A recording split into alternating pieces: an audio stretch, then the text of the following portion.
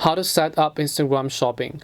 Hi everyone, welcome back to our channel App Guide. In today's video I'll simply show you how you can set up Instagram shopping, so just make sure to watch the video till the end. So you have a beautiful business that you've opened up on Instagram, you have a dedicated page. Now you want to set up a shop so that you can tag products and then you can redirect customers to your website in order to shop and order for that specific product. So how do you do that? Well, there are some criteria in order to set up a shop, and I will show you. If I open up the Instagram app over here, I have a legit business, right? And this is a specific page that is functioning properly with equal engagement and then customer ratios. But then sometimes the page could not be eligible for a shop, so you have to keep that in mind. There are a few eligibility criteria that you need to meet up. For example, you need to have a dedicated website, you need to have proven portfolio, you need to be able to actually reach engagement and then other customer ratios and platforms and so on. So what you want to do is, first of all, once you switch to a business account, you have a shop, and in order to set up a shop, what you need to do is just tap on this little professional dashboard button on your profile page. Here you can see it.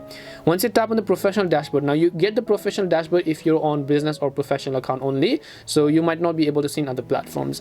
And here you can see your tools, right? And then here you can find shops. In case you don't find it, you can tap on the see all button, and once you tap on shops, it says tag products and then create a shop. So I'll just tap on it. Now it'll ask me for some other details to setting up a shop, so let's see what it is going to tell us. So as you can see, it says open up your shop on Instagram, add a shop to your profile, tag products in your post, and get insights about a shop as well. And then we're just going to tap on the get started button, and as we tap on the get started button, now very first thing, it's the most important step, is to connect your Facebook account to Instagram in order to set up a shop, because it needs to have the Creator Studio access and all of those business manager access as well.